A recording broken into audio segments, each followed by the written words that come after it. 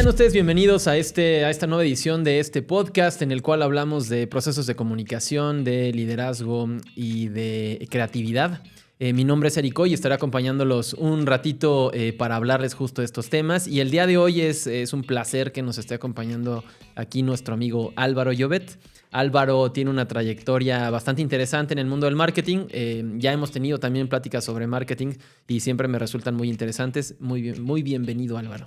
Muchas gracias, Eric. Encantado de estar aquí. Mira, la verdad es que tengo ya prácticamente 16 años de carrera en marketing y me he especializado o he trabajado en diferentes ramos de, digamos, diferentes tipos de empresas de todas las industrias que te imagines, ¿no? Desde grandes empresas de consumo, donde ahí pues marketing es el rey, marketing es lo más sexy, trabajar con marcas. Incluso trabajé en una marca de lujo en Häagen-Dazs, que para mí fue una gran escuela.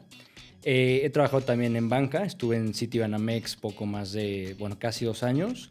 Trabajé también en un grupo educativo, pero lo que más me gusta son las startups. He estado en 2 startups, estuve casi 4 años en Sky Alert, primero como gerente de marketing para B2B y luego llevando todo el área de B2B, como head de B2B.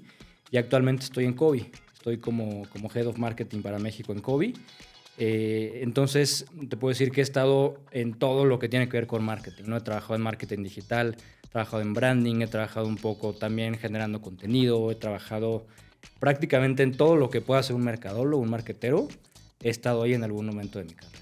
A mí justo eso es lo que me encanta del marketing. Luego la gente cree que el marketing es marketing y en realidad el marketing es complejísimo, ¿no? Y sobre todo justo terminas una carrera de marketing y hay tantas áreas y tantas cosas por hacer que luego se va complejizando cada vez, ¿no? Platiquemos tantito del concepto de startup. Luego yo siento que la gente entiende o malentiende el concepto de startup. Entonces explícanos un poquito en tu experiencia qué es una startup. Una startup, lo que realmente es una startup es... normalmente son empresas con un componente tecnológico, ¿no?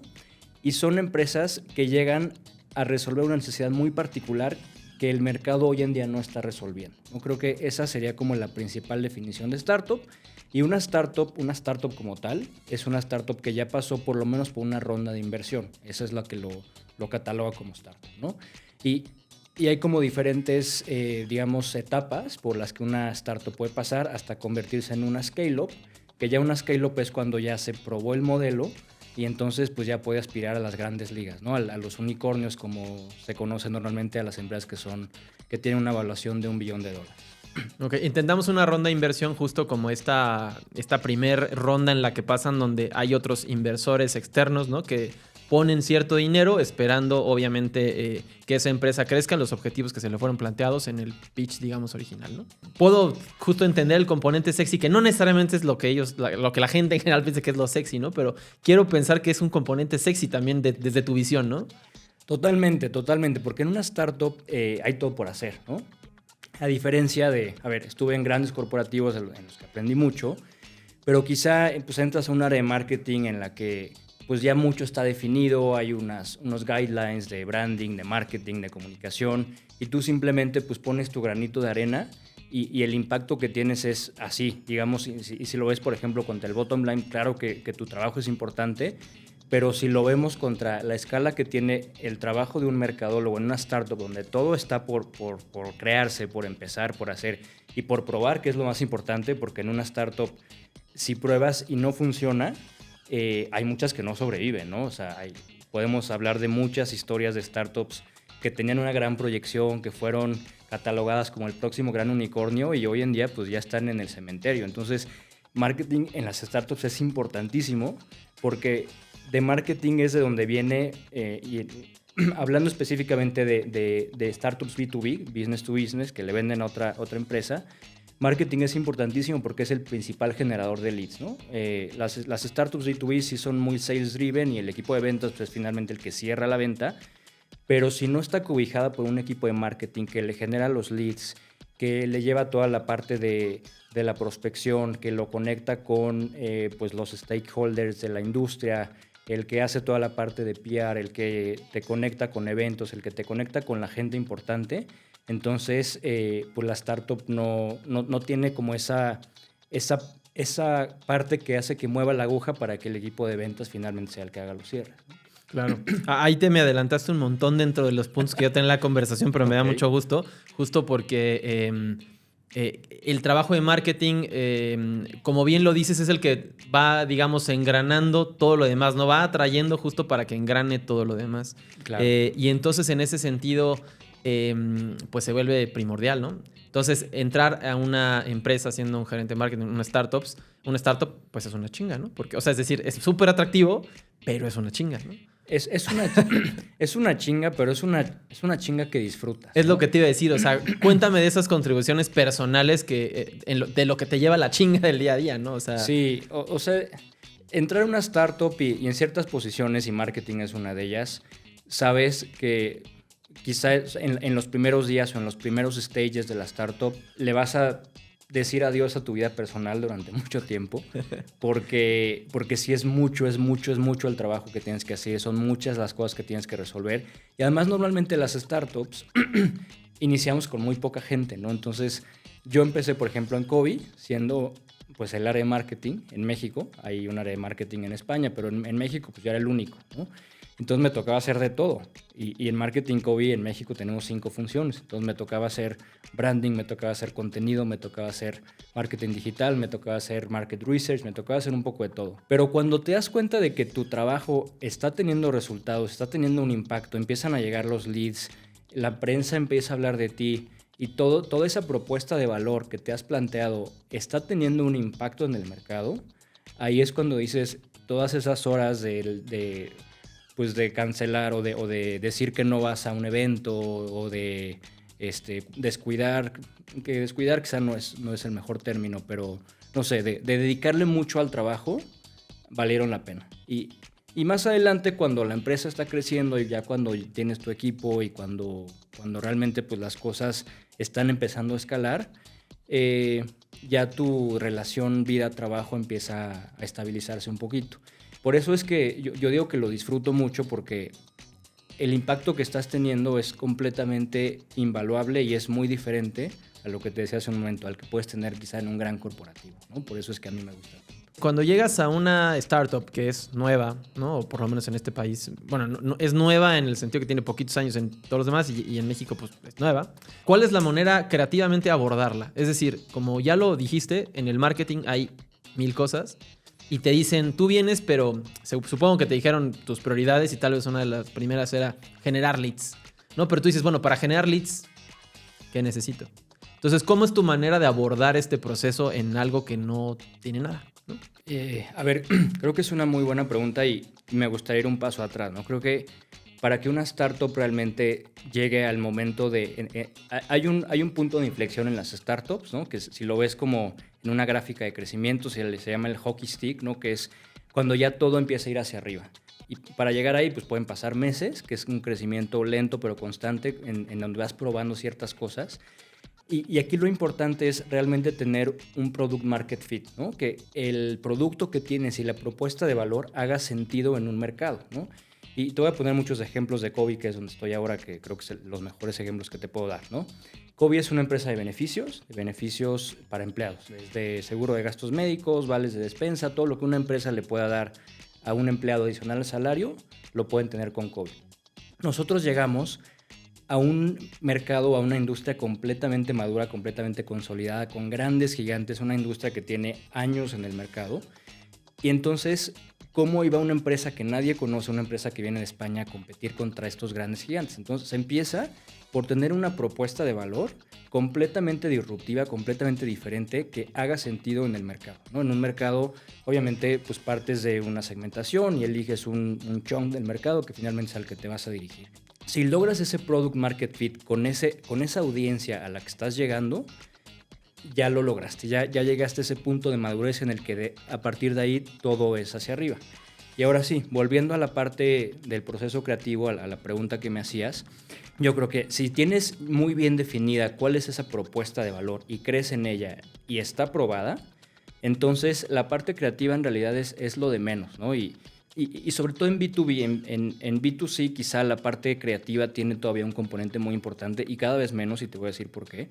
Y perdón si estoy divagando un poco entre diferentes ideas, pero... No, perfecto. La parte creativa en el marketing yo creo que nunca va a dejar de ser importante y las grandes marcas y las marcas que apelan a la creatividad pues siempre van a generar awareness y siempre se van a quedar grabados en la mente del consumidor. Pero también hoy en día nos hemos enfrentado a que el consumidor, tú tienes que luchar por los 10 segundos de atención de tu consumidor, ¿no? Si alguien está navegando en TikTok, si en 5 o 10 segundos no lo convenciste de que tu marca a él le va a generar algún valor o le va a resolver una necesidad, simplemente te va a dar scroll y se va a ir con la siguiente, ¿no? Entonces, claro que la creatividad ahí es muy importante, pero ahí entra otro componente muy importante, que es el tema de que tu producto realmente esté probado y tengas manera de comprobarlo. ¿Por qué? Te voy a citar a Juan Lombana, que es un gurú que yo tengo de marketing digital. Él escribió un libro y a mí se me quedó muy grabada una idea que te voy a compartir. Hace 60 años, una marca de autos podía poner un anuncio en la tele y entonces ese anuncio generaba ventas de ese auto, porque la gente veía el anuncio y decía, wow, ese coche es súper poderoso, ¿no? Hoy en día puede ser muy creativo, puedes poner un anuncio de una marca de autos en TikTok o donde sea, la gente lo va a ver, tal vez te ganas el clic del consumidor o de la persona que lo ve, pero no te va a comprar necesariamente en ese momento. Se va a ir a foros de autos para ver qué reviews hay del coche, se va a ir a una empresa que compara esta marca contra otra, le va a preguntar, ¿no? Entonces, hoy en día nos enfrentamos a que la gente realmente está informada. Entonces, si el componente creativo lo tienes bien, check, pero además está el componente en el que tu producto tiene que hacer sentido con el mercado para que tengas el segundo check que te lleva a la compra, ¿no? Ya. Lo que dices me parece muy interesante. Justo, a mí me gusta dividir los procesos creativos, llamémosle, sobre todo en el marketing y hablando de la publicidad, en dos, ¿no? O sea, una cosa es la creatividad, que es la que estás planteando, la creatividad que se plantea en estos salones de lluvia de ideas, donde vamos a hacer un comercial de este tipo y qué creativos que somos. Esa me encanta, igual, como dices, también es muy sexy, es muy atractiva y todo. Pero la otra, y en realidad de la que te estaba preguntando un poco más, es justo el proceso creativo que en realidad tú como marketero pasas para abordar una nueva tarea, una nueva misión, ¿no? Es decir, tengo este reto frente a mí y entonces, pues todos de una manera creativa a otra, porque yo lo abordaría desde este lugar, pero tú, desde tu ser, desde tu manera creativa, desde cómo tú estructuras tu pensamiento, lo abordas, ¿no? Entonces, en ese sentido, justo va un poco más mi pregunta. Recibes un nuevo departamento de marketing de una empresa nueva, ¿no? Y entonces cuáles son los primeros pasos que tú sigues desde tu concepción de lo que es el marketing y desde lo que sabes que necesita la empresa para ir abordando punto por punto, ir cosiendo, digamos, eso que después se va a transformar en este manto abrigador que todos necesitan, ¿no? Dentro de su empresa para el marketing. Yo creo que hay muchos approaches hacia cómo abordar un proceso creativo. A mí, por ejemplo, pues uno que me gusta es el design thinking, ¿no? Que es un proceso que tiene 5 pasos, que no me voy a meter ahora en todos los pasos, sobre todo porque no me acuerdo exactamente, pero la base del design thinking es realmente entender e iterar diferentes formas de resolver una necesidad, ¿no? Y creo que finalmente la fundación del marketing es eso, es cómo realmente estás resolviendo una necesidad. Entonces, el proceso creativo que hemos tenido en Cobee desde su concepción en España y que lo hemos implementado también en Cobee México, y es algo que también pues, en diferentes trabajos que he tenido en mi carrera lo he implementado, es siempre pensar en esa necesidad que estás satisfaciendo. Si las acciones de marketing o tu proceso de creativo no están encaminados a resolver una necesidad y a comunicarla efectivamente, entonces algo estás haciendo mal en tu proceso creativo, ¿no? Entonces, te diría que prácticamente esa es la fundación, buscar las diferentes maneras creativas de resolver esa necesidad, pero sobre todo teniendo el insight o teniendo el input de la persona a la que le vas a resolver la necesidad. Porque si tú haces una lluvia de ideas con tu equipo y vamos a hacer esta campaña y vamos a hacerlo en estos canales y le vamos a invertir este presupuesto, pero con la soberbia de decir, nunca le voy a preguntar al consumidor, nunca le voy a preguntar al cliente, entonces es un proceso creativo que está destinado al fracaso. La parte más importante creo que del proceso creativo es siempre estar informado de cuál es esa necesidad y sobre todo irla probando poco a poco. Y eso creo que es lo que realmente hace que un proyecto de marketing sea exitoso a través de su proceso creativo. Y justo tú abordabas la parte de B2C y B2B, ¿no? Sí. Y bueno, hay diferencias claras y ahora parece que ya hay diferencias no tan claras también en cómo le vendes a cada quien, ¿no? O sea, ya sea el cliente, business to business o business to client, ¿no? Entonces, business to consumer. Uh-huh. Entonces, justo, tú eres B2B, ¿no? ¿Cómo...? Estabas hablando justo de tienes que saber qué es lo que le estás vendiendo y qué necesidad le estás resolviendo. Entonces, claro. Hablando de Cobee, que además ya nos explicaste un poquito, si quieres ahondar también un poquito en qué es Cobee, qué está resolviendo, para ver justo tú cómo estás abordando el marketing y de a poquito irnos metiendo más y más en cuáles han sido tus estrategias, cómo han funcionado, etcétera, etcétera. Sí, perfecto, Eric. Mira, Cobee es una empresa, como te digo, muy disruptiva. Es una empresa... hay muchas industrias que durante muchos años nadie innovó y entonces llega, no sé si puedo decir marcas, pero sí, por supuesto, llega Uber y entonces es completamente disruptivo con una industria de años que son los taxis, ¿no? Incluso crea una nueva categoría. Pues, incluso si hoy en día le dices Uber a un taxi, hasta se ofende, ¿no? Claro. Y al revés, ¿no? Y al revés, exacto. Y Cobee es eso. Cobee vino a ser completamente disruptivo en la industria de los beneficios que tenía años y años y años sin innovar. Y te digo años sin innovar porque la gente no se planteaba que lo adicional al salario pudiera ser personalizado, ¿no? Yo en todos los trabajos que tuve anterior a Cobee tenía un sueldo y tenía una serie de beneficios. En muchos casos beneficios muy buenos, ¿no? Prestaciones muy buenas. Pero lo mismo me daban a mí, un soltero de 36 años, que a una compañera casada con 4 hijos, que a un recién egresado de 22, ¿no? Tal vez el recién egresado de 22, el seguro de gastos médicos le da lo mismo porque pues, no va a tener mayor necesidad de ir al hospital o lo que sea. O por lo menos la preocupación no la tiene. Por lo menos la preocupación no la tiene. O los vales de despensa no le interesan porque todavía vive con sus papás y sus papás son los que compran la despensa, ¿no? Pero tal vez a él le interesarían los vales de restaurante o el gimnasio o otra cosa. En cambio, para la compañera casada con 4 hijos, pues tal vez le interesa la guardería o tal vez le interesa otra cosa. Entonces, Cobee justamente vino a replantear todo eso, ¿no? A entender que si cada colaborador es diferente, no tendríamos por qué darles los mismos beneficios a todos. Entonces, esa es una necesidad que resuelve, el tema de la personalización y flexibilización de mis propios beneficios como empleado. Y la otra es que la oferta de beneficios estaba completamente fragmentada, ¿no?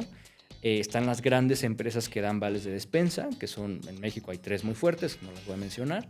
Y mientras más grande la empresa, más beneficios da. Y mientras más beneficios da, más proveedores de beneficios tiene. Entonces tiene el proveedor de vales de despensa, y restaurante, y gasolina y anexos. Tiene el proveedor de seguro de gastos médicos, que puede ser directo con la aseguradora, puede ser con un broker o puede ser lo que sea, ¿no? Además tiene gimnasio y puede ser con un convenio con el gimnasio de la esquina o puede ser a través de Gympass, que es esta red de gimnasio. Y además tiene la guardería que está cerca de la oficina. Y entonces, ¿qué acaba pasando para recursos humanos, que es quien administra los beneficios? Que tienen 5, 6, 7 plataformas. Los empleados tienen 7 apps. Los empleados tienen 4 tarjetas de vales. Entonces se vuelve un tema administrativo súper complejo. Y además, contratar cada beneficio por fuera acaba siendo carísimo, porque pues, cada uno de esos negocios pues, va a querer su utilidad. Entonces, Cobee lo que le resuelve a las empresas y en especial al Departamento de Recursos Humanos es un tema de reducción de carga administrativa al tener un solo proveedor de beneficios. Entonces, Cobee es el proveedor de vales de despensa, gasolina y todo eso, y además en una sola tarjeta, a diferencia de todos los demás. Pero además, Cobee es broker, entonces Cobee es seguro de gastos médicos también. Y además tenemos alianza con Gympass, entonces los gimnasios los puedes tener a través de Gympass, a través de Cobee, ¿no? Entonces, las 7 plataformas en las que tenías que meter a tus empleados o dar de baja a un empleado cada vez que se va, se convierte en una sola, que es Cobee. Y eso, la verdad es que para recursos humanos y también para finanzas, porque al final tienes también un ahorro financiero, pues fue realmente algo muy disruptivo. Las empresas dijeron, ¿cómo no existió algo como Cobee antes, ¿no? Entonces, es un poco por contexto de qué es Cobee. Y a ver en términos simplistas es un hub, ¿no? O sea, es como un hub en donde le ahorran el tiempo a todo el mundo desde el consumidor final, que sería el empleado, pero digamos el cliente en realidad pues es la empresa que le da esos beneficios al empleado, ¿no? Entonces, es una reducción de los dos, de esfuerzo de los dos. Exacto. Y más que un hub, porque podríamos quedarnos solamente en la parte de la plataforma. Okay. Además, somos proveedores directos de beneficios, ¿no? El tema de que somos emisores de vales autorizados en el SAT ya te da una mucho mayor autoridad en el sentido de que si tienes una incidencia, nosotros te la resolvemos, porque no vamos a ir con el partner. Digo, quizá en los que tenemos partnership sí tienes que depender un poco del partnership, pero en aquellos beneficios en los que nosotros somos directamente tu proveedor, entonces todo es directamente conmigo, ¿no? Y eso es un valor adicional a los que son como un hub nada más y se quedan ahí en esa parte, ¿no? Bueno, y la otra pregunta que justo era ya referido a tu trabajo per se, es cómo vendes eso, ¿no? O sea, cómo te acercas a las empresas para decirles, mira, te vengo a resolver esto. O sea, al final, en una estrategia de marketing, pues te planteas diferentes escenarios. Entonces, ¿cómo empiezas a vender esto? Es muy interesante la pregunta y como cualquier empresa B2B que está empezando y que no te conoce nadie, la parte del lead generation es de donde sale todo, ¿no? Y ya luego eso lo vas como complementando con otras áreas de marketing. Entonces, lead generation es entender cuál es el principal canal hoy en día por los que las empresas buscan un servicio, pues los motores de búsqueda, en específico Google, ¿no? Entonces, de ahí partimos. De ahí partimos comunicando nuestra propuesta de valor para todos aquellos que están buscando hoy en día pues vales de despensa o vales de restaurante o seguro de gastos médicos o programa de beneficios y así. Claro que con esto llegas a una parte muy específica del mercado, porque no me imagino al director de recursos humanos de una gran empresa buscando en Google. Vales de despensa. Exacto. Él quizá, pues no sé, le va a preguntar al director de RH de otra empresa o va a preguntar internamente así, pero por lo menos todo el mercado que está buscando algo relacionado con beneficios y que lo va a buscar en un motor de búsqueda, entonces la principal estrategia es estar ahí con el mejor mensaje probado, completamente probados todos los copies, un tema mucho de optimización, de que realmente el mensaje que tiene sea mucho mejor el que tiene la competencia, y ahí entra mucho el tema de la propuesta de valor y una inversión importante, ¿no? Porque para realmente llegar al número de leads que necesitas, pues necesitas invertirle bastante. Luego también tienes que entender en dónde está tu buyer persona, ¿no? Para nosotros, nuestro buyer persona, que es un director de recursos humanos o un gerente de compensaciones, sabemos que las empresas que nos interesan están en LinkedIn, ¿no? Entonces en LinkedIn pues también hay diferentes maneras de llegar a ellos a través de diferentes campañas y tal. Pero esto solamente se queda en la parte de paid marketing, que como te digo abarca una parte digamos pequeña del mercado. También para nosotros es muy importante el poco a poco ir generando relaciones de calidad. Entonces en COVID, por ejemplo, algo que hicimos y que al momento ha sido muy relevante ha sido generar una red de embajadores. Nos buscamos directores de recursos humanos de empresas que para nosotros eran sexys.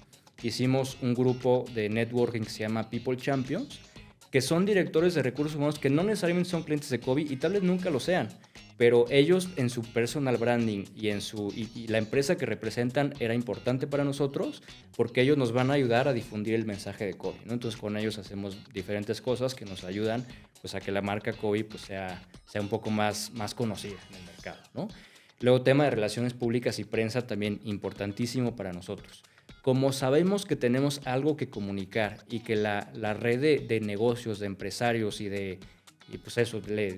la red empresarial en México siempre está pensando, siempre está buscando qué innovaciones hay, tenemos mensajes que a los medios les van a interesar y que no nos van a mandar con su parte comercial, ¿no? Por ejemplo, el tema de que tenemos una sola tarjeta de vales en vez de las 4 o 5 que tiene la competencia. Quizá tiene una parte comercial que nos puede decir Forbes o el que sea, no, pues te mando con mi parte comercial y hace un publireportaje. Pero si encuentras la manera de decir, el consumidor o el empleado, en vez de tener 4 o 5, va a tener una sola en su cartera, con lo que le va a aligerar y además va a poder decidir cada mes en qué utilizar su beneficio y además haces un storytelling en el que dices, pues tal vez una persona que no necesita lo que te decía hace un momento, que no necesita despensa, lo va a utilizar un mes en restaurante, pero al mes siguiente lo va a utilizar en gasolina porque va a hacer un viaje con sus amigos y ya empiezas a meterle pues como mucha más galleta pues creatividad, a la ¿no? historia, Lo que te decía exacto, justo del proceso creativo del trabajo de cada quien, ¿no? Claro, y sobre todo el comunicar algo disruptivo que se aleja de la parte comercial y entonces empiezas a hablar de un tema con impacto, con un impacto pues ya mucho más escalable, ¿no? Y eso a los medios pues realmente les hace mucho sentido. También en seguro de gastos médicos innovamos mucho porque las empresas que hoy en día tienen seguro de gastos médicos, a veces es un rollo el tema de las altas, de las bajas, de las incidencias. Tienes que hablarle a tu broker tiene un proceso en el que te dice que lo hagas por mail y el broker no te contesta en 4 días y la experiencia es terrible para el empleado. Con nosotros, por ejemplo, es todo a través de la app das de alta familiares, a través de la app reportas incidencias. Entonces, todas esas cosas que venimos nosotros a innovar se salen de la parte comercial y realmente llegan a un punto en el que las empresas dicen, oye, quiero decirle a todo México que hay una empresa que está innovando en seguros, que está innovando en vales, que está innovando en beneficios.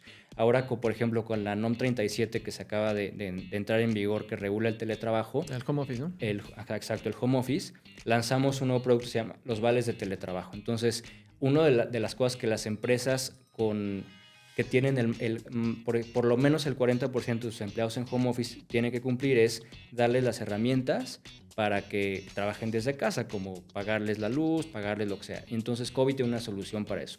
Entonces, ya finalmente todo hace sentido cuando, por ejemplo, un reportero de recursos humanos o lo que sea está haciendo una nota sobre la NOM 37, pues entonces puede citar que COVID es una empresa innovadora que se supo anticipar a la NOM 37 y les da las herramientas a los empleados en México para que paguen su internet, su computadora, su mouse, lo que sea, con un beneficio fiscal para la empresa y con una exención completamente de impuestos para el empleado. Ese tipo de cosas es importantísimo para nosotros porque a la prensa le gusta, le interesa y lo replica, ¿no?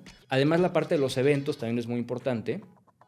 Eventos no solamente que nosotros organizamos eventos en los que siempre buscamos generar contenido de calidad, sino también estar en eventos donde sabemos que va a estar nuestro buyer persona, ¿no? Nuestro buyer persona pues es, como te comentaba hace un momento, el director de RH, el gerente de compensaciones, gente que está de alguna manera inmiscuida en el proceso de toma de decisiones de beneficios. Entonces hay asociaciones de recursos humanos que organizan eventos, hay empresas que organizan eventos de RH y todo eso. Buscamos siempre estar en esos eventos, pero no solamente es estar con un stand y ver si la gente se pasa por ahí, ¿no? Entra otra vez el tema de la creatividad. ¿Cómo voy a hacer que mi stand sea el que más luzca? O que lo que negocie con el organizador del evento, parte de lo que negocie sea pues que alguno de nuestros fundadores dé una charla, ¿no? Ese tipo de cosas para que esa inversión pues, realmente se nos reditúe de alguna forma, ¿no?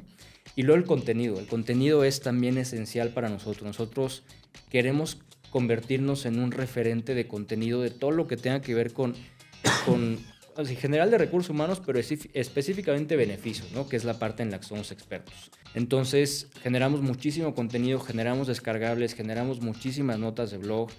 Justamente hace un par de semanas publicamos una nota de blog era algo muy sencillo, que era ¿cuánto me toca a mí como colaborador de Aguinaldo en 2023? Y tuvo tal impacto que nos tiró a la página web, tuvo 27,000 visitas en un día, una cosa así. Entonces, ahí es a donde queremos llegar. Queremos llegar a un momento en el que COVID, tal vez no tengas la necesidad en este momento de COVID, pero viste un artículo de blog hace 3 días, viste algo en la prensa, los viste en un evento, y cuando tienen la necesidad, en ese momento COVID, ¿no? Entonces, trabajamos mucho también el tema de awareness, para que en el momento en el que tengan la necesidad, pues ya en ese momento sea mucho más fácil encontrar a COVID, ¿no? Claro. Sigamos hablando un poquito del contenido. ¿Cómo defines el contenido que quieres hacer? Entiendo que también viene de un lado temático, obviamente también desde la propuesta de valor hasta los beneficios, etcétera. Pero ¿cómo vas definiendo, digamos, tus pilares de comunicación? Y a su vez, ¿cómo vas definiendo las plataformas que te interesan para publicar esos contenidos? Mira, el cómo definir qué tipo de contenido pues sale de diferentes cosas. Estamos muy al pendiente de lo que está sucediendo allá afuera, ¿no? De las tendencias. O sea, hoy en día pues hay muchas tendencias de RH, ¿no? Pues temas como el trabajo del futuro, cómo va a impactar la inteligencia artificial, los freelancers, los nómadas digitales, todo lo que impacte el trabajo, queremos estar ahí y queremos informarnos bien. Entonces, tenemos un equipo, bueno, en realidad son 2 personas, una interna y otra, un externo, un freelancer, que su trabajo es generar contenido y generar contenido periodístico, ¿no? Yo no permito que usen el chat GPT para generar ideas. O sea, lo pueden usar para generar ideas, pero no para generar el contenido final, ¿no? Entonces, contenido muy curado, muy bien estructurado, muy bien investigado con las fuentes y tal. Y luego los canales, a ver, nuestro blog obviamente es importantísimo y si nuestro sitio tiene autoridad de dominio, entonces mucha gente va a llegar a nuestro sitio a través de búsquedas orgánicas en Google, a lo que está pasando hoy en día, afortunadamente, porque lo hemos hecho bastante bien en temas de SEO. Pero también es encontrar aquellos momentos en los que hace sentido develar ese contenido en otros foros, ¿no? Por ejemplo, nuestro contenido más importante año con año es un estudio que hacemos que le llamamos el informe de beneficios. Entonces, por ahí de abril o mayo de este año lanzamos el de 2023. El de 2024 lo vamos a sacar en enero o febrero, mucho más pronto. Y esa es la idea, que cada año lo saquemos a principios de año. Y es un contenido, es un ebook que parte de una encuesta que hacemos a más de 1,500 empleados sobre cómo se sienten hoy en día en su trabajo, sobre qué beneficios tienen pero que no usan, qué beneficios les gustaría tener, qué tanto home office tienen, cuántos días a la semana. En fin, son una serie de preguntas, son como 40 preguntas, que a nosotros nos da mucha pauta de decir esto es lo que está pasando hoy en México en cuanto a beneficios y cómo se sienten hoy los empleados, sobre todo hacia dónde va. Y luego año con año vamos a ir midiendo cómo fueron evolucionando esas preguntas y hacia dónde van las tendencias, ¿no? Entonces, ese es un contenido importantísimo para nosotros porque a lo largo del año le sacamos mucha raja, ¿no? Por ejemplo, hicimos un LinkedIn Live para presentarlo, donde invitamos speakers pues, muy interesantes, que a su vez invitaron mucha gente. De pronto, pues un extracto del ebook pues, lo pautamos en LinkedIn o en Facebook. También hemos salido con entrevistas en prensa hablando específicamente del informe de beneficios. Entonces, la idea es algo tan importante como esto, encontrar todos los canales en los que puedes estar y sobre todo todos los canales en los que puedes llegar a esa gente que te importa, a esa gente a la que quieras llegar, porque si simplemente lo dejaras como pues, en tu web para que la gente lo descargue, pues vas a llegar a muy poca gente. En cambio, si eres mucho más proactivo de decir, algunos lo verán en LinkedIn, algunos lo verán en prensa, algunos lo verán en tal, ya estás llegando a mucha gente y entonces poco a poco nos vamos convirtiendo en ese thought leader de beneficios y de compensaciones y estoy seguro que el día de mañana cuando alguien piense en beneficios va a pensar en COVID. Y de hecho ya está pasando hoy en día. Hay por ahí algunos medios o algunos periodistas especializados en recursos humanos que ya sin que nosotros los tengamos que buscar, en algunas notas que hacen ya citan nuestro informe de beneficios. Y eso es oro molido para nosotros. Claro, sí, es un gran trabajo el que hacen en ese sentido. Oye, y justo en cuanto a ya tu cumplimiento de objetivos, no hablábamos de branding, de awareness, de todas esas cosas. ¿Cuáles son tus mediciones o cómo ha sido tu crecimiento? Entiendo que es mucho, pues, pero ¿cómo has ido midiendo y cómo después de esa medición has tomado nuevas acciones o objetivos, etcétera? A ver, yo creo que en marketing hay muchísimas maneras de medir las cosas y la data en marketing es esencial, ¿no? A veces pasa, y me pasó, por ejemplo, cuando yo estudié la carrera de mercadotecnia, mucha gente entraba a la carrera huyendo de las matemáticas, ¿no? Y los maestros le decían... Claro, qué inocente. Qué inocente. Si crees que un mercadólogo no necesita números, esta no es la carrera para ti, vete a... No quiero mencionar alguna por no herir susceptibilidades, pero vete a otra carrera, ¿no? La data en marketing es clave y específicamente en el trabajo que tenemos hoy en día, a ver, la generación de leads es importante, pero es mucho más importante los porcentajes de conversión que van teniendo estos leads dentro del embudo de ventas, ¿no? Como le llamamos, o el funnel, exacto. Porque yo puedo pararme el cuello con mis jefes y decir, generamos 2,000 leads en un mes cuando la meta era 500. Sí, pero ¿qué calidad tenían esos leads? Si la mitad eran estudiantes que estaban buscando COVID por un trabajo de la escuela, pues no nos sirven para nada. Al contrario, estás tirando el dinero a la basura, ¿no? Entonces, ahí entra una primera métrica que es todo lo que estás haciendo de inversión en paid marketing, pues ver cómo lo estás optimizando, ¿no? Si un anuncio no te está teniendo un buen performance, entonces lo quitas o lo iteras o haces un A/B testing para ver cuál te funciona mejor. Entonces, performance es el nombre del juego de todo lo que tiene que ver con paid marketing, ¿no? Que es una parte de la que te genera leads.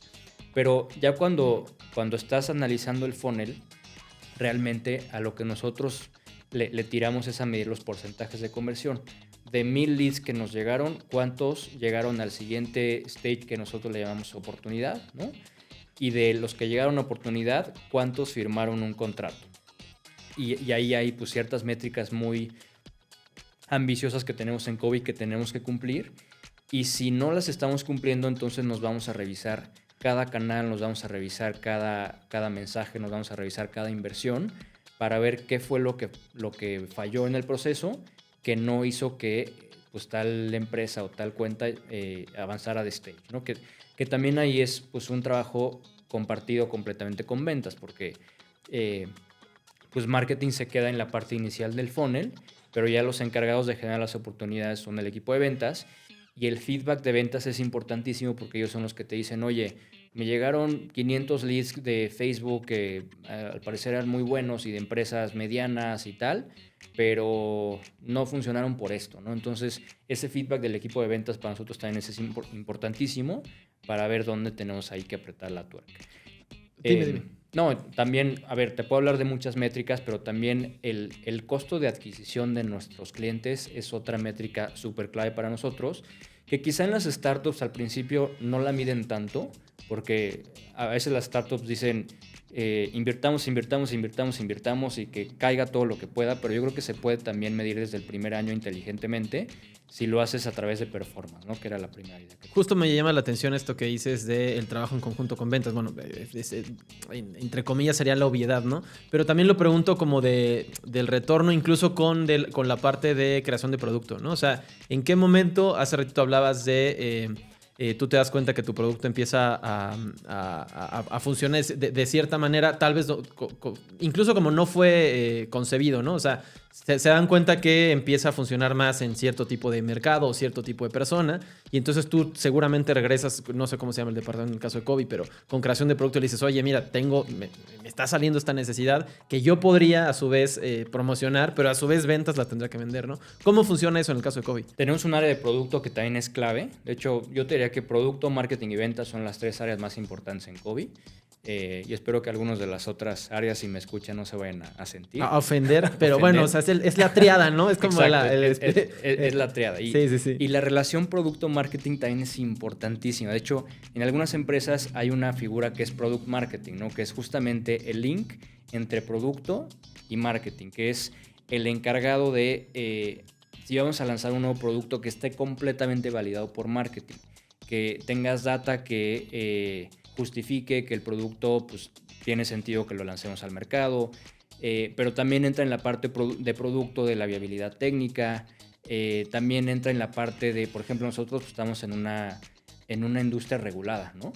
Quizá no tan regulada como la banca, pero tenemos una regulación importante que hay que cumplir. No podemos simplemente lanzar un monedero electrónico y decir que es vale de despensa. Los vales de despensa están regulados por el SAT y así diferentes beneficios. Entonces, esa figura de product marketing es importantísima porque es la que finalmente junta todas las partes importantes del negocio para que lo que marketing sale a decir pues sea realmente lo que va a maximizar la creación de las oportunidades, ¿no? Entonces, y es un proceso, o sea, es iterativo, ida y vuelta, ¿no? O sea, ventas le da feedback a marketing y marketing le tiene que estar dando feedback a producto y producto tiene que ser lo suficientemente ágil para que tecnológicamente puedas hacer cambios muy rápidos, ¿no? Porque si le invertiste mucho tiempo a un producto y no funcionó y el tiempo de implementación de un cambio son 6 meses, ya son 6 meses que tiraste a la basura, ¿no? Entonces, por eso el producto tiene que ser muy, muy pendiente de lo que está pasando en el mercado con el feedback de ventas y marketing, pero también muy ágil para responder a los cambios, ¿no? ¿Qué es lo que te iba a también comentar justo de las startups, ¿no? Las startups, entre comillas, también tienen ese beneficio. Pueden hacer cambios, otra vez, entre comillas, muy rápido, ¿no? O sea, sin prestarse a tanto proceso administrativo o burocrático. Y de hecho es parte de sus responsabilidades para poder actuar conforme a lo que se está solicitando en el mercado, ¿no? Totalmente. En COVID, producto es de lo más importante que hay. El equipo de producto de hecho, es el más grande. Es un equipo que tiene bastante gente. Precisamente por eso, porque el día de mañana, pues uno de estos competidores enormes, que de hecho ya están empezando a reaccionar, pues pueden decir, oye, COVID nos preocupa porque está cambiando las reglas del mercado, pero nosotros somos 20 veces más grandes, entonces vamos a empezar a hacer lo que hace COVID. Entonces tenemos que ser lo suficientemente inteligentes y ágiles para estar marcando siempre la tendencia a través de producto, a través de tecnología, y entonces que incluso a esos grandes competidores les sea difícil alcanzarnos, ¿no? Tecnológicamente, y nos mantengamos siempre vigentes y a la vanguardia, ¿no? Claro. No sé si tú escuchas un podcast que se llama Guerras de Negocios. No. A mí me gusta, es un podcast que está divertido. O sea, es como que hacen crestomatías de situaciones que han sido muy famosas o no tanto, pero bueno, hay un capítulo donde hablan justo de el capítulo, son varios, que se llama La guerra de Walmart contra Amazon. Okay. Y entonces hablan un poco de eso que estás diciendo, ¿no? O sea, cómo Walmart era el gigante, que sabía todo sobre el retail y sobre el venta minorista, etcétera. Y entonces cómo llegó Amazon, y entonces Amazon al revés. Amazon siempre se ha concebido como una empresa tecnológica, ¿no? Entonces, como con la tecnología, pues intentaron darle la vuelta y cambiaron el juego del mercado, y en realidad el capítulo trata sobre cómo Walmart exactamente hizo esa escena que acabas de plantear, ¿no? El gigante diciendo, ¿y ahora cómo le hacemos con Amazon, ¿no? Entonces, Sí. Pues es lo lógico, ¿no? Y entonces tienes que tomar todas las pues acciones necesarias para que tú siempre estés más adelante. Totalmente. Entonces, pues me parece súper interesante lo que estamos hablando. Me gustaría llevar un poquito ahora la plática a algo que no hemos hablado tan claramente, porque hemos hablado mucho de marketing, de este proceso creativo, pero también de la parte de comunicación. Yo siento, y bueno, creo firmemente que para poder comunicar algo, tienes que estar empapado totalmente de ese algo, ¿no? Entonces, como tú dices, has pasado por varias industrias, ¿no? Has pasado por la banca, ¿no? Has pasado por producto un poco más sexy, has pasado también ahora por esta parte de recursos humanos. Entonces, quisiera primero entender cómo abordas esta parte de recursos humanos desde tu entrada, ¿no? Y yo siempre generalmente también abordo esto desde, pues bueno, desde lo que a mí como persona me interesa y después desde los retos más grandes que hay en esa área que estoy tomando, ¿no? Entonces, te lo quiero preguntar de esta manera, ¿no? ¿Qué es lo que te llama la atención de la parte de recursos humanos y cuáles son justo esos retos que actualmente en los departamentos de recursos humanos están, de adquisición de talento, ¿no? Llamémoslo de otra manera, y cómo tú los has abordado justo para retomarlos dentro de COVID y poder ejercer tu trabajo? Y después ya hablaremos de cómo ahora lo vamos a estar comunicando, ¿no? Creo que es una gran pregunta. Mira, para mí recursos humanos antes de entrar a COVID era un área en las empresas en las que yo había trabajado, pues que me resolvía ciertas necesidades y quien pagaba mi nómina y quien organizaba las fiestas y los eventos y ya. Pero la verdad es que recursos humanos es mucho más que eso, y estar ahora en el mundo de recursos humanos y constantemente estar pues investigando, ¿no? Y hemos hecho muchas entrevistas con directores de recursos humanos para conocer qué les duele, para conocer sus necesidades. Es un mundo completamente apasionante. La gente de recursos humanos realmente tiene una responsabilidad muy padre que a mí me gustaría tener, que es sobre ellos realmente, digamos que pesa o que está todo el tema humano dentro de las organizaciones, ¿no? Porque, o sea, yo como jefe pues puedo, no sé, preocuparme por la gente que me reporta, pero si soy un mal jefe, pues ¿quién se va a preocupar por ellos y quién se va a preocupar porque tengan lo que necesitan, porque tengan beneficios a sus necesidades, ¿no? Eso lo tiene que hacer RH. Entonces, creo que el rol de RH en muchas empresas es incomprendido y nos lo dicen muchas veces, incluso algunos nos han dicho que el mito de RH es que son los que organizan las fiestas, ¿no? Tal cual, eso era pues un poco de lo que yo pensaba, cuando en realidad es mucho más. O los que te corren, ¿no? Exacto. Los que te firman tu contrato o los que te corren. Exacto, los que te contratan, los que hacen la fiesta y los que te corren. Ese es su chamba, ¿no? En esta nube, ¿no? Exacto.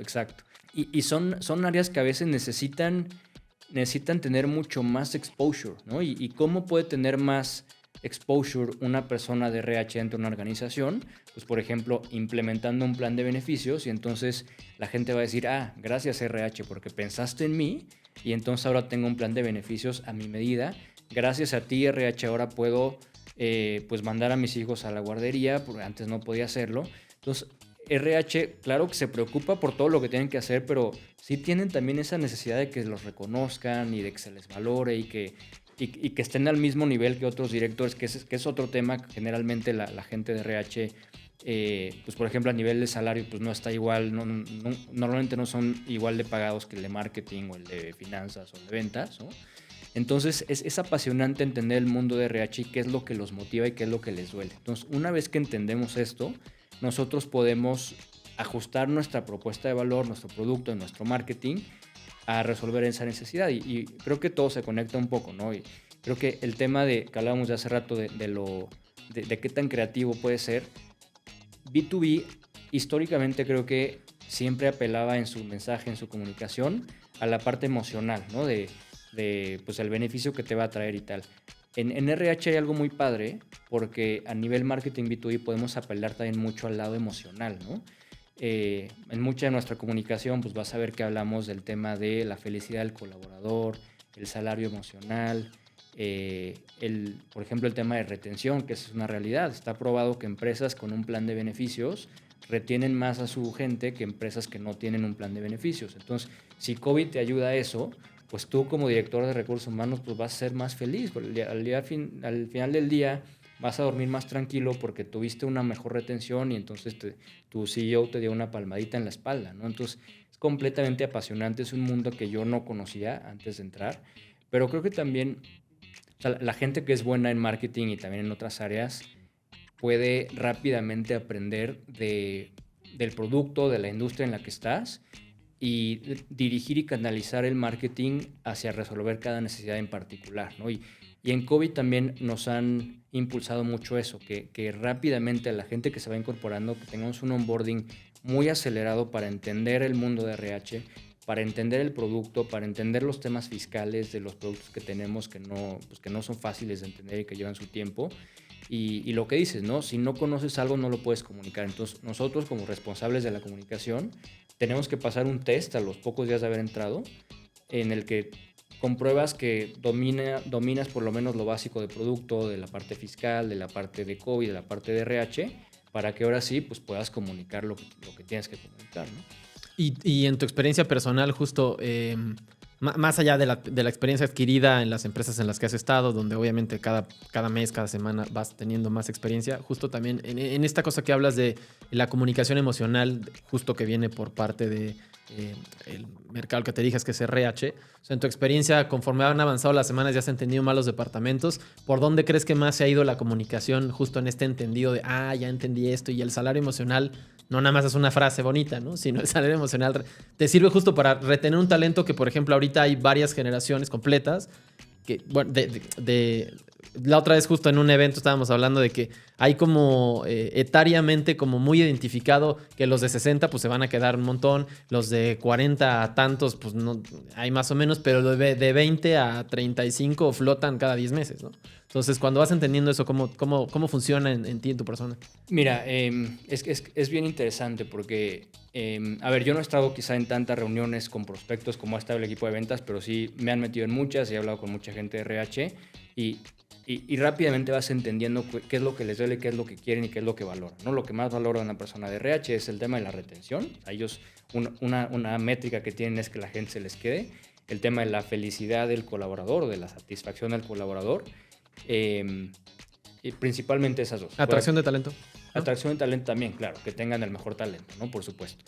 Entonces, una vez que logras conectar que lo que hacemos en COVID te puede ayudar a cumplir con esas necesidades o con esas soluciones, entonces rápidamente se enamoran de nosotros, se enamoran de COVID y entonces se convierten en un influencer dentro de la empresa para tomar la decisión, ¿no? Y, a ver, está este concepto del buyer persona que es antiquísimo y lo que quieras, pero nosotros siempre nos enfrentamos con dos tipos de buyer persona. Incluso yo definiría una como buyer persona y otra como influencer persona, ¿no? Porque el influencer es al que enamoras y dice, COVID me encanta y quiero COVID, ¿por qué no exististe antes? Y lo que sea, pero ¿cuánto me vas a costar, no? Entonces ahí ya tienes que ir al siguiente nivel con ahora sí el buyer persona, que es el que saca la lana, que es el financiero, y entonces con él el mensaje es un poco diferente. A él no le interesa el tema emocional, a él lo que le interesa es cuánto se va a ahorrar o cuánto le va a costar, ¿no? Entonces también tienes que construir mensajes hacia acordes, allá, ¿no? Acorde, exacto. De hecho, también en COVID tenemos un área que se llama Outbound Marketing, que es todas esas empresas que no llegaron por marketing digital, por eventos, por prensa, por contenido, nosotros salimos a buscarlas, ¿no? Hacemos una base de datos y las salimos a buscar. Y las atacamos por medio de cadencias, ¿no? Y entonces logramos identificar dos tipos de personas dentro de estas empresas, el de RH y el de finanzas. Y a cada uno le mandamos mensajes muy diferentes. Al de RH con todo este tema bonito y tal, y al de finanzas pues un poco más con temas de precios y tal. Entonces es bien interesante y también nos ha permitido a nosotros construir nuestros mensajes de acuerdo a las diferentes necesidades que vemos y las diferentes etapas del proceso de decisión para contratar algo como los beneficios. Porque la decisión de contratar beneficios se toma una vez cada 3 años, o una vez cada 5 años, una vez cada 10 años. Entonces, esa decisión la tienen que tomar muy bien pensada y tenemos que estar completamente preparados para resolver cualquier pregunta, para que el mensaje quede clarísimo, que no quede ninguna duda.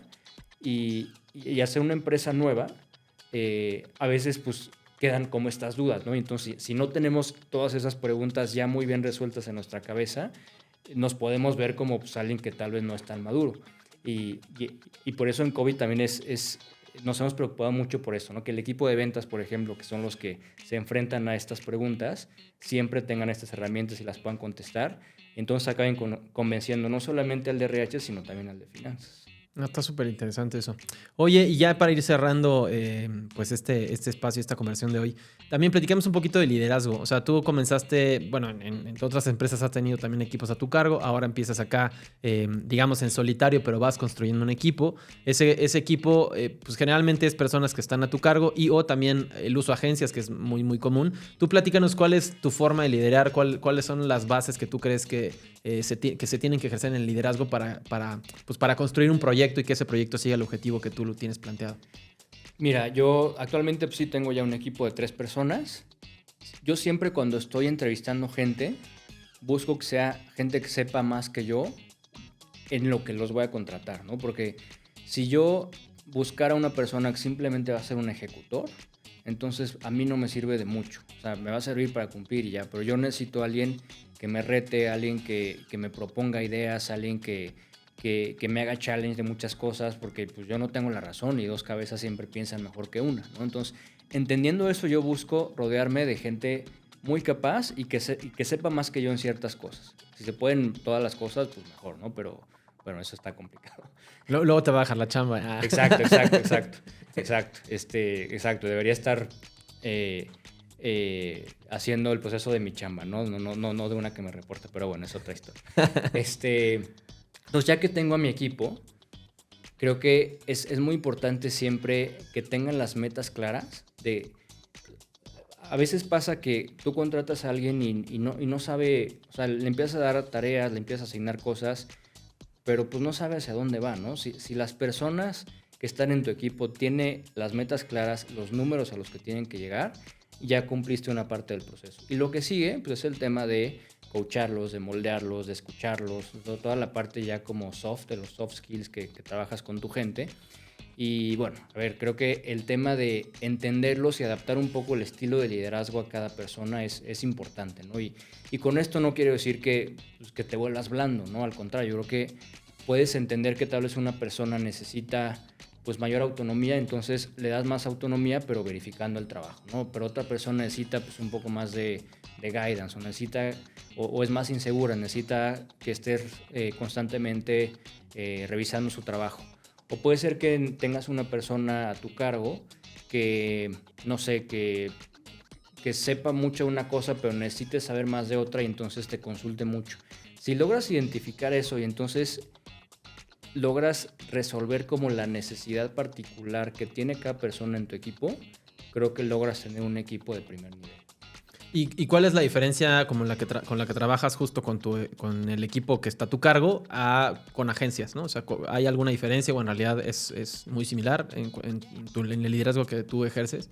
A ver, con agencias, obviamente la parte personal pues no me importa mucho porque pues, es una relación más comercial, pero para mí el trabajar con una agencia sí hay algo que para mí es indispensable y es que mi agencia sea un partner, ¿no?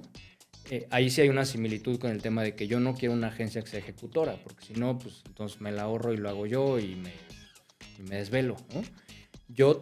A mí, cuando trabajo con una agencia, me gusta trabajar con una agencia que entiende mi negocio, que incluso me puede hacer challenge en algunas cosas de mi negocio y que se vuelve un partner para mí.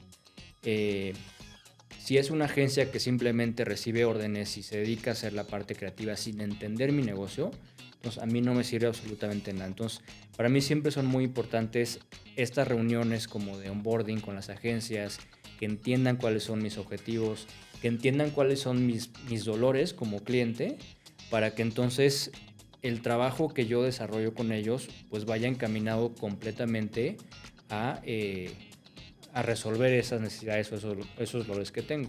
Y también que sean agencias muy numéricas y sobre todo pues las agencias con las que trabajamos con métricas como las digitales y tal. Quizá con una agencia creativa pues no, la parte numérica no la ves tanto, pero con otro tipo de agencias, las que me preguntan, oye, ¿cómo vas con tus ventas? O ¿cómo vas con tu funnel? O ¿cuál es tu porcentaje de conversión? Y que se anticipan a eso. Para mí eso hace toda la diferencia que a las que simplemente son un ejecutor y nunca se preocupan por tus propias métricas, ¿no? Álvaro, hemos llegado al final de este espacio. No sé si quieras... Creo que tuvimos una plática muy rica al respecto justo del marketing y de comunicación y de creatividad. No sé si quieres agregar algo. No. Pues nada más encantado de hablar contigo, Eric. Muchísimas gracias por la invitación. Creo que el mundo del marketing es apasionante. El mundo del marketing B2B es más apasionante. Y quizá quien trabaja en marketing B2C va a decir, oye, no, pero trabajar con marcas y hacer televisión y todo eso es más sexy. Pues la verdad es que lo dicen porque no han estado en B2B. B2B es padrísimo y las startups son padrísimas, es algo que a mí me encanta. Entonces, pues nada, si alguien de los que me están escuchando me quiere buscar, me pueden encontrar como Álvaro Llobet en LinkedIn y con muchísimo gusto podemos conectar. Perfecto, Álvaro. Pues te agradecemos mucho la presencia en este podcast, que hayas venido con nosotros a platicar, que te hayas abierto con nosotros a platicar así de divertido. Y pues nos escuchamos en un próximo podcast próximamente con nuevos invitados, nuevas pláticas y muchísimas cosas por hablar. Mi nombre es Eric Hoy y nos vemos pronto. Bye. Bye.